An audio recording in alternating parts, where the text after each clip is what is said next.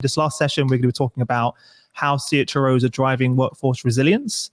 I'm joined by Clancy Murphy, Chief People Officer at Chemring, Kate Bishop, Chief HR Officer of FNZ, Danielle Harmer, Chief People Officer at Viva, Ayana Champagne, Chief HR Officer at Forever Pharmaceuticals, and Claire Bennett, Vice President of HR EMEA at Oracle. Hello, everyone. How are you all? Hi. Hi. Hi. Is it no pressure, saving the best till last? So, well, look, thanks so much for being here. Super excited for this session, and super excited to share your sort of knowledge and experience and insights with our listeners. Clancy, I'm going to pick on you first. Okay, jump straight in. From your perspective, what is personal resilience, and how can we individually build our resilience at work, wherever that may be? Yeah, because we're all working somewhere different at the moment, aren't we? So hi, Chris. Hi, everyone. It's really good to be here. It's a massive topic, resilience. And I think as HR professionals, we were talking about this quite a long time before the pandemic hit, but I think the last 7 months have really brought this to the fore. And when I think about personal resilience, and the question is, your own personal resilience, what I think about is your ability to be resilient isn't really about how you bounce back. And some people talk about the bounce back, but I don't think it is. I think it's about knowing how far you're able to bend in the first place, because you get to the point where you don't want to break. And resilience really is about making sure you are strong enough and you're able to withstand everything that's going on. And for me, a large part of that is about fresh air and exercise and good eating and good sleep. But it's also about, in a work context, and I've really noticed this the last 7 months, my ability to get some feedback on what I'm doing. And I know a load of people listening would have been sent to work remotely when the pandemic hit. Certainly in my office and the head office for Chemring, we all went and worked from home. And what I missed and what really impacted my personal resilience was the immediate feedback that I get on the work I was doing. And it made me think that actually a large part of what was making me strong was doing something and being able to bounce that off at a colleague at work, or talk to the chief exec about, are you happy with this? Did that go okay? And not having that when you're working remotely really impacted on my own resilience. So I think what I think about when I think about personal resilience when I'm talking to other people is think about it not in terms of bouncing back, but in terms of how far can you bend. If you put that in the context of physical fitness, then you would train for that. You would make yourself more bendy, stronger, more flexible in some of the exercises we do. And think about what do you know about yourself, and what are the things in the context of work which help with your resilience. So outside of work, exercise, fresh air, eating, sleeping. Inside of work, for me, being able to play ping pong with someone, not physically, but mental ping pong, getting someone to bounce something off, someone to give me some feedback, getting the sort of instant reaction to what I was doing, and being outside of work and being outside of the context of being able to do that, I missed that, and it impacted my resilience. So I think it's something about knowing yourself, knowing what keeps you strong, thinking about it in terms of bendiness as opposed to bouncing back. And when you're missing the things that make you resilient, just creating the environment for yourself that enables you that to happen. So, for me, it was making sure I was reaching out to colleagues and speaking to the people who were important and sharing with them what I was doing quite overtly and explicitly in a way that perhaps I wasn't used to doing before. So I think that to me, that's what personal resilience is, but also in the workplace, we need to help our colleagues be able to explore their own resilience and know themselves, but also give them the opportunity to put in place the things they need. I think all of us on this panel, we're all quite senior, and that's a real privilege because it means that, I like to walk my dog. It's one of my forms of exercise. I tend to do it before breakfast. If it's raining, I really don't fancy going. So if I'm working from home, I'm like, well, that's fine because I've got a gap in my diary between 3 and 4. I'll take the dog then. If you're slightly less senior or you don't have that position of privilege, then you might not feel you can do that. But I know it's really important to my resilience to be able to get out and get that fresh air and exercise. But I also feel I'm in control of when I do that, possibly because of my position. But our colleagues across our organisations might not feel the same way. So perhaps part of it also, and certainly in the workplace, is helping people understand what they can and can't control, and the things they can control, giving them some permission, because that can really impact resilience too. And feel free for everyone to jump in, by the way. Don't wait for me. I've drawn breath now, so do feel free to jump in. I really enjoyed listening to you, actually, Clancy. And there's this sort of really close alignment between resilience and mental and physical well-being, because your body isn't just something that carries your head around, is it? And I think, I'm definitely a little older than some of the people on this call. Sort of 10, 15 years ago, we talked about resilience and we didn't talk about well-being. And I think now we understand that the relationship between the two, and actually I think people who have good mental health tend to be more resilient. So all of the things that you described, Clancy, that help with resilience actually are about managing your overall well-being and your mental well-being. So important. I also completely agree. I love what you said and the tie between the two. I think, resiliency in its simplest term is elasticity, right? So if you think about a rubber band, you want to be able to stretch. If you were that rubber band, you want to be able to lean into your discomfort or stretch outside of your comfort zone. But you also want to be able to bounce back and kind of still stay true to your form. And environmental things like heat, which would also kind of degrade a rubber band, can degrade ourselves. So when we get hot-headed, we need to refuel and things like that. We have to find our ways, as Clancy just explained, to refuel ourselves. So I love that. And I think it's about, for me, I've had to step back and think about what constitutes a good day for me now, because the good days that I have in this home office, where my whole role has changed, the way that I interact with people, the way that I debate, the way that I lead, and the way I participate is completely changed. And I took a bit of a step back and thought, okay, how do I generate a good day? What does a good day for me personally look like in this environment? And one of my findings was that the thing that I really miss is the conversations. We will all be in this situation. We'll all miss those face-to-face interactions. So how do I create a sense of still being able to have those personal dialogues with people? How do I make more of an effort to join in? How do I access groups that perhaps I would have taken for granted in the past? And I found that the output is still pretty rewarding. It's different, but I have found how to create myself a good day and what that means to me. Yeah, I think those are all great points, and I wholeheartedly echo them all. I think the other thing for me that's come across within all of this, which probably links to a lot of the topic of this forum, is around something that will make me resilient may not work for somebody else. So it's also identifying those different people with their different circumstances, different family circumstances, different countries, different stages of life, and that kind of thing, and what's going to work for them. There are some basics of these things will help you create resilience and help with your mental health, but also recognizing I think it is really different for everybody, because it really depends on your personal circumstances and where you're at. So helping, the people around you identify what that might look like for them, not assuming everybody, has the same resilience that you have or deals with things in the same way to you as well, I think is really important. Mm-hmm. Absolutely. Really I love your rubber band analogy, Anna. That's fantastic. Because everyone's rubber band's different, isn't it? Everyone's elastic band is different. It's in a different state, and that's really cool. I'm going to take that away with me. Yeah. You can have it. Thank you. And you can't stay stretched all the time, right? Right. That is, you'll break at some point. Yeah, you will. You can't sprint all the time. We just need to be aware that actually the variety is really important. Mm-hmm. But also to be in control of when the stretch happens. There's nothing worse than someone coming along and stretching a rubber band unexpectedly. That's not particularly helpful. So there's that bit about control, I think, is we're extending the analogy way too far. But that piece about control, I think, is important. Yeah, I'll just make one more point before you move on, Chris, if I may. I think that, what Clancy said in the beginning about, being in a position to be able to have that control sometimes gets lost on us in our everyday. And so how do we translate that deeper into the organization so that they feel like they do have that control? And I think a lot of that comes from vocalizing it, talking about it, not just leaving it to be assumed, saying it's okay, and charging maybe even managers accountable for ensuring that people are taking control of their calendars, of their day, or making time. Mm-hmm.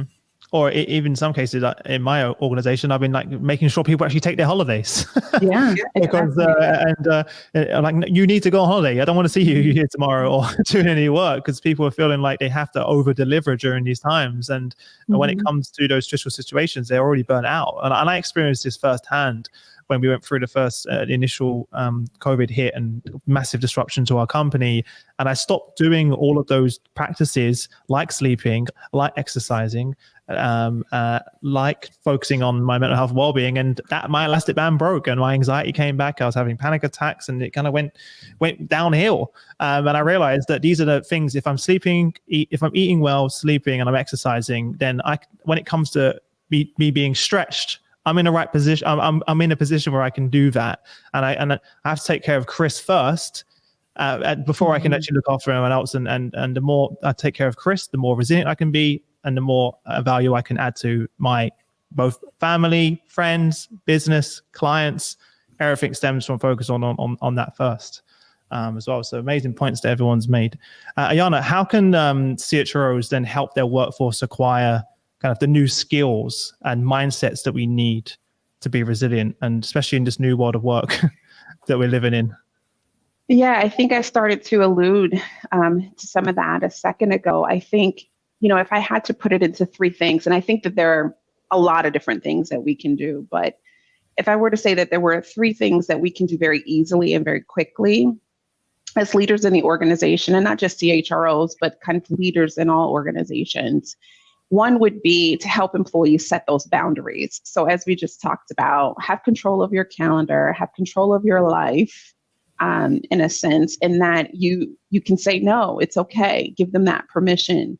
I think some companies have even gone as far as dedicating a day as a do not disturb day. And so there are no meetings that day so that you can accomplish what you need to accomplish in terms of your work. Many of our employees went through, and I mean around the world, went through retrenchment exercises, and so the work didn't get retrenched, just the people. And so our people are stretching and stretching and stretching and trying to do more with less resources. And then there's this blend that goes across their full day. So allowing them and giving them permission to set those boundaries, I think, is one way we can help. Another way is to have them be mindful of their mental health, as we talked about. I think, we can't just say, be mindful of your mental health. We actually need to give them resources to do that. So whether or not you have programs in place, promoting them or ensuring you have the right programs in place to, drive that emotional and mental health well-being is important. It's saying it's okay if you don't feel okay. And mental health doesn't necessarily mean mental illness. And so you can, tap into these resources that are available through the organization in order to have that support. And then maybe finally, I would say that leaders need to adapt their style. Many people who are leading in our organizations today possibly grew up in the managed by walking around scenario and teachings, and can't really do that in this environment. You can't manage by walking around. You're managing through meetings. You're managing through, set schedules. And so I think if managers can build their own tolerance and being able to, manage differently, look for different things, not just in terms of results, but in terms of people being okay, people being engaged, people being connected, will help people, bounce back that much faster and maybe not stretch beyond where their breaking point might be. It could be even as simple as asking a question. Are you frustrated, or what is frustrating you?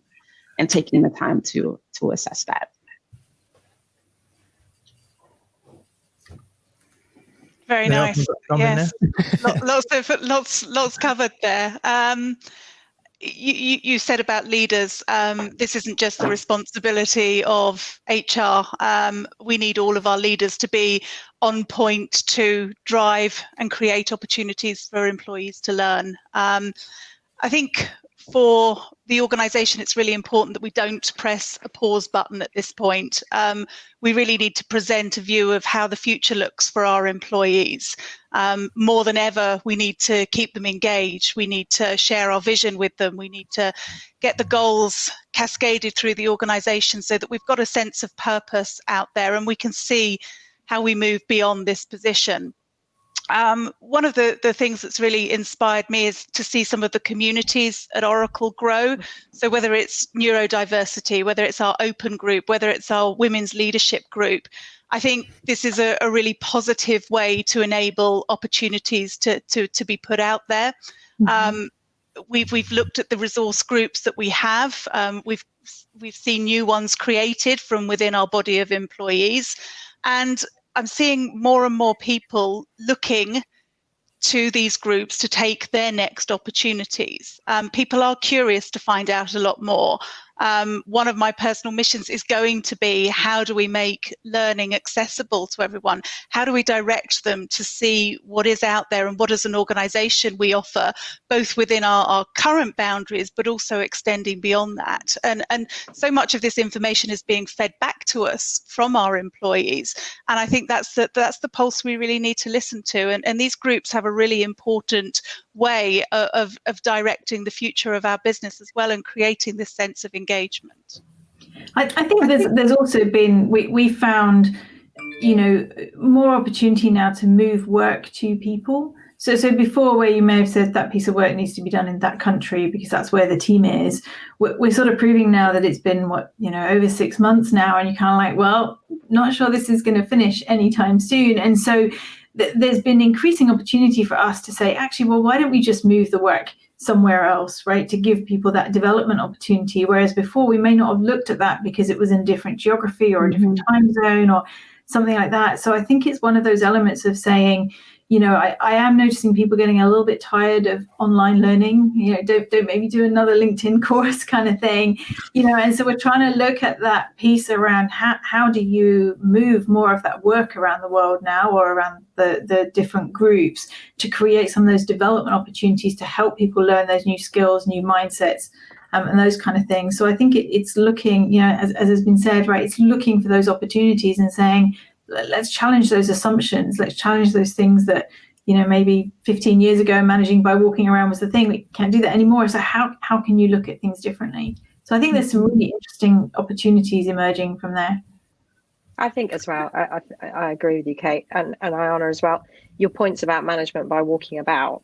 People are going, I can't see what they're doing. Well, what you could see, depending on the kind of work, I'm in insurance, what you could see was that they were sitting in a PC and they had a phone. You didn't really know what work they were doing anymore. Yeah. You do now. So you just need to calm down and support them and have clear goals and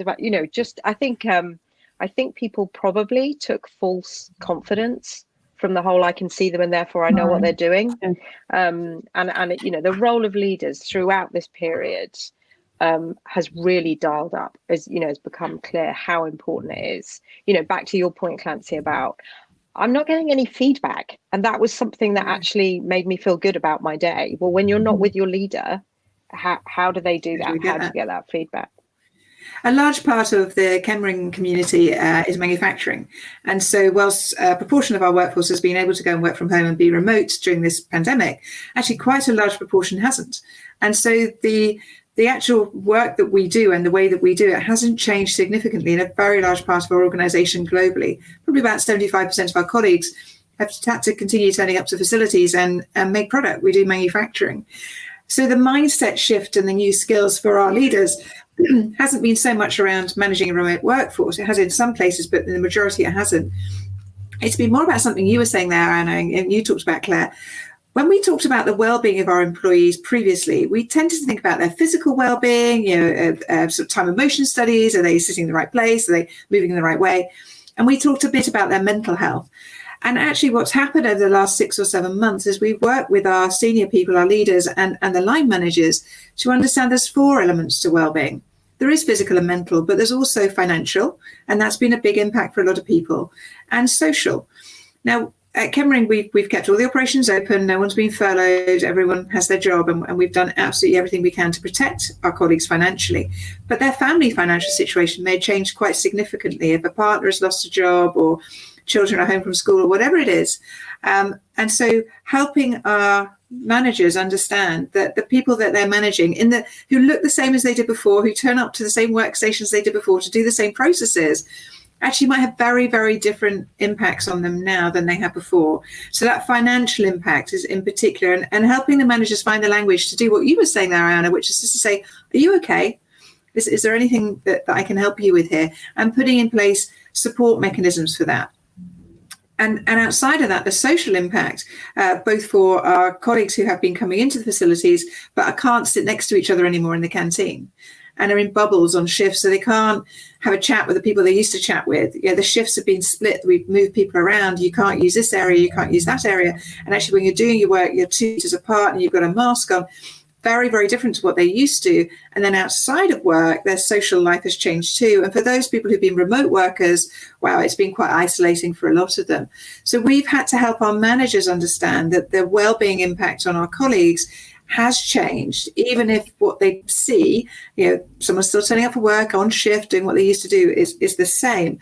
And that's been quite a big mindset shift for us to support our colleagues with, and finding language to express a way to say, are you okay? And I can help. And it's uncomfortable, right? It's uncomfortable for our leaders to talk about emotions in the workplace. It's uncomfortable for them to ask a question that they may not want to hear the answer to. And so we've got to support them, from a functional standpoint through that. And like you said, Clancy, give them the words. Yeah. There's a lot going on in the backdrop of the pandemic. There's schools that have closed or daycares that have closed and maybe started to open. But now that we're getting back into the winter season and the flu season, people will start to get, a little bit frantic about that again, and things may go backward before they go forward. There's the anxiety of the racial unrest that's happening around the world, certainly impacting the U.S. in a great way. And all of these things could come out at any point in time when our leaders say, are you okay? And they need to be equipped to be able to respond to that appropriately. Great point, Alana. I think that the other thing that we need to give leaders kind of confidence about is the fact that ask the question, you may then realize that they need more help. You don't need to know the answer or the solution. No. Find somebody, don't worry about not knowing how to deal with it. I mean, if an employee said to you, I have diabetes, right, you go, okay, well, how do I need to help you? You'd have some sort of sense of, I probably need to make some adjustments around you taking medication, you might need time off, but as soon as it's around financial issues or mental well-being issues, or, slightly more nebulous, hard to get hold of, potentially that they feel awkward about, they feel, more anxious. It's fine. You don't need to know the answers. Just ask the person what support they need, and then pull on the resource in the organization as necessary. I think one of the things that we've been doing in there is we've just put in some mental health first aiders as well to do signposting within the organization, because it is a difficult thing, and sometimes people, there is that stigma attached, and people don't want to speak to their manager, or they're nervous about it. So we've said, look, it's okay. These people aren't trained to do the counselling, but they can signpost you to the right places, and you can go to them in confidence. And so it is about making sure that the organisations have the resources, and then making sure the managers know to, look, even if you can't ask that person about something you're worried about, you can at least tell the team what's in place. Right, and help them move to where they need to move to. So it is critical, but they are uncomfortable. And I found as well, one of the things that we needed to do very early on was have our leadership be a lot more open about the human side of them as individuals. To talk perhaps more about their family situation or their kids, or stuff that they've gone through. Chris, you did it earlier on the call, right? So I found that by those senior leaders role modeling a lot more of, it's okay to talk about that stuff, and it's okay to talk about the fact you're adjusting to this as much as everybody else. You probably have more support than your average employee, but it's still a change, and that sort of opens up that communication channel a little bit more for other people to say, oh, actually, if that person has gone through this as well, perhaps it is okay for me to talk about it in a work context. So I think that's important too. That's a really good point, Kate. I think I've found myself in the last 7 months talking more about my family and my home situation at work than I have ever done in the last 30 years. And that's not because I've got some major challenge I want to get off my chest. It's just because by talking about it as a senior person, other people go, actually, well, I'll share what's going on for me. And that's not a bad thing. And certainly where everything's going on Zoom and Teams calls, it's when you're in a room with someone, you go, hey, how you doing? Do you want a coffee? A biscuit. Oh, I can't really have a biscuit. I went for a run this morning. You'd have a bit of a natter. And when you join on a Zoom call, you lose that. And so making that conscious effort to really share a little bit about yourself. It's really, really helpful. The other thing we've done at Chemring, and we started it before the pandemic, we moved all our performance management to performance conversations. So the requirement being that managers speak to all their direct reports every 6 weeks about how they're getting on, and to replace this with the annual performance review. And a lot of companies are doing this. And as part of that, some of the conversations are not that straightforward. It's all very easy. You say, how are you doing, Clancy? Yeah, it's fine. I can see you've done all these things in the last 6 weeks. It's going really well. Crack on. That's an easy conversation. A more difficult one is if I'm not doing what I'm supposed to be doing, or I'm finding it hard. And so we have gone through a process of training all our managers in these slightly more difficult performance conversations. So you're talking to someone about what their performance is. And those skills are the same sort of skills of saying to someone, hey, how are you doing? Because I've noticed you've been a bit quiet, or you didn't join the last 2 calls, or are you all right? And it's not a dissimilar conversation. So having the ability to do it around performance then has translated to the ability to do it on other things and have a bit more confidence. But I think you're right. I mean, Danny and Kate, we don't have to know the answer. It's just as difficult for us as HR professionals to say to someone, are you okay? And for them to say, actually, I'm having this major mental challenge, or, my husband's been made redundant, or whatever. It's just as difficult for us to deal with that information coming back as anybody else. But what we have is the resources to know that we don't need to know the answer. We just need to signpost and be empathetic. And that's sort of what we do. And it's helping other people know that as well. Yeah. And it's so important, Kate and Clancy, this sort of sharing is, really matters. And one of the things that the Wellbeing team at Aviva have done this month is to just encourage people to share their story. So we just had a #MyStory on Yammer where people have shared their mental illness wellbeing stories. I mean, some of them are phenomenal, but the impact of it's okay to not be okay. Here was my experience, and we've had some senior leaders doing it, some people who are, really well known in the organization. It has a massive impact of making it okay to have the conversation. I think it really matters, because you can't be resilient if you think that the fact that you're not feeling resilient that day is an issue. If you are, unless it's safe to not feel, it needs to be safe to feel like you need support for you to have the kind of foundations to be okay. It's really interesting, isn't it? So I'm quite a resilient individual. I'm quite known for it in the business. It's quite it's quite a challenging business to work in. I'm one of the only senior women. And I got caught in the summer in their France lockdown. So we were in France when they announced that you had to get home really quickly, and we couldn't get home. So when I got home, I had to quarantine for 14 days. And it didn't really impact my work because I can work from home. But it massively impacted on me mentally, because it impacted on my children. One had GCSE results. He couldn't get to school. The other one had a driving test, which we put off for 5 months. So there was stuff that was going on at home. And I really dealt with it very badly. And on a call somewhere in the second week, one of my team members said, hey, Clancy, how are you going? How's the lockdown? Ho, ho, ho. And I said, you know what? It's really hard. And I'm really, really struggling.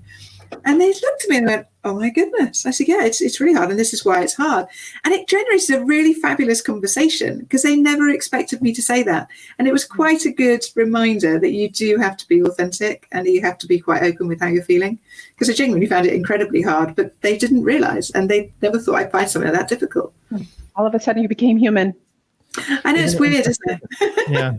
Isn't it interesting how this experience, even though it's pulled us so far apart, has brought us so close together at the same time? I feel like I've learned more about my employees and each other over the last few months, like you mentioned, Clancy, than I have over the years that I've worked together. And it's taken COVID and something like this for us to actually finally be vulnerable and open and unite around this, because we're no one's immune to this. So everyone's in the same situation as well, and it's definitely opened up those doors. And yes, and also it's extremely important soft skill that our managers and leaders need to develop. We've spoken about it for years, but no one's really leaned into it, I think, like we are now. And what I'm seeing as well is the results behind it. Like so we're getting past those uncomfortable conversations, and we're being vulnerable, and then we can focus on the task at hand. So it's a lot of these things are holding our employees back from doing their best work and creating an environment that they're going to flourish in. I know with my wife at home, she kind of was really struggling being the primary caregiver to my daughter, and she was falling behind on all of our work, and she was like, I'm gonna lose my job. And she didn't tell anyone at work about it because she didn't want to show vulnerability that she was falling behind. And I said this on the last summit, but I'll say it again because it was really powerful. It actually brought a tear to my eyes.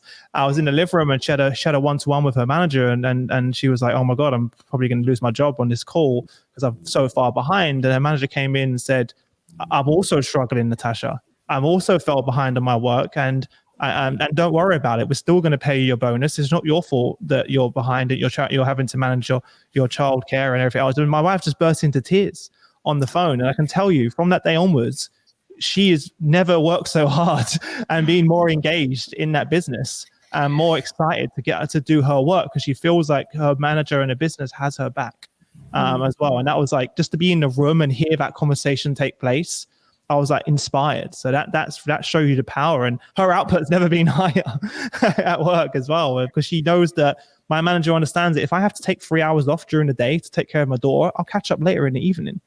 I don't have to be seen. We're not measuring how many hours you sit at a desk. We're measuring the result, the output of that. So, and I think that's been one of the interesting things, Chris, but for us, right, is it's been about helping managers understand sort of, it's not really even the boundaries, right? But we sort of said to managers, look, here's the overall guidance on a bunch of stuff, right? From what we can figure out, right? But go manage, right? Be human, manage like a human, think like a human, be sensitive and stuff, because we can't centrally give you all of the answers because we're covering, however many, different countries and different types of people and those kind of things. And I think it's the managers that have shone through are those ones that have just sort of gone, you know what, it's okay. And we'll figure this out, and we'll just, I'm just going to be human, and I'm going to remember everybody else is human too. And I think that for us was one of the big keys to kind of almost unlocking a lot of this, was not being too prescriptive, making sure that the support systems and processes and policy, everything else that you needed within an organization were there, but then sort of saying, look, go manage, do it the best you can do. We'll be there to support you, but we're not going to tell you everything because we can't cover every eventuality and every scenario and everything else. It's definitely do the right thing and do your best. Yeah, we've still got a way though to Chris, to take your example, to move that one-to-one conversation to a one-to-many. I was still having a conversation with an employee this week who was saying that for them, our EAP offering is the nuclear option. If you hit the EAP button, that's when there is nowhere else to go. And I think we've got to start embedding some of our benefit offerings, some of our well-being offerings actually into the DNA of our organizations. They need to underpin our culture across all of our countries, across all of the business units, because that's really when we as organizations will start to show that empathy and really having that well-being position at the heart of everything we do. Yeah, super fascinating. In terms of conscious of time as well, how has the global pandemic accelerated some of the work that you had? I think many of us had these ideas and aspirations, and it seems that COVID has accelerated many of those. I remember a few weeks before lockdown, I was speaking to a CHRO and said, yeah, Chris, we've got a 5-year plan to move our call center, our 10,000 call center staff remote. And they did it in a week because COVID hit. And I was like, you had a 5-year plan and now you removed everyone remote in 1 week. And I'm wondering which of those kind of plans or objectives or goals have you stopped doing maybe because COVID have hit, or you've accelerated now given what's happened and the new environment we're working in?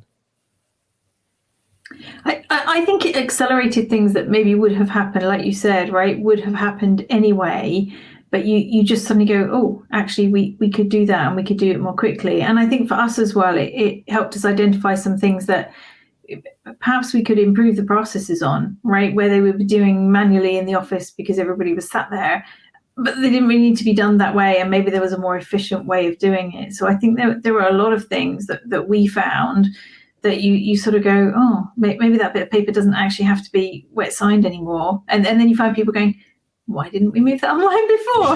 And it was just because habit, or nobody had thought about it, or that kind of stuff. So it was quite interesting. There was this massive shift. We went work from home very, very quickly. We're fortunate in that pretty much everybody had a computer and laptop and, all of those things already, and then it started us questioning some of those other things that weren't as easy to move. So I think it's enabled us as an organization, you know, to really take a good look at what we were doing that perhaps wasn't as efficient as it could have been, and just kind of go, oh, well, we think we can sort that out now, kind of thing.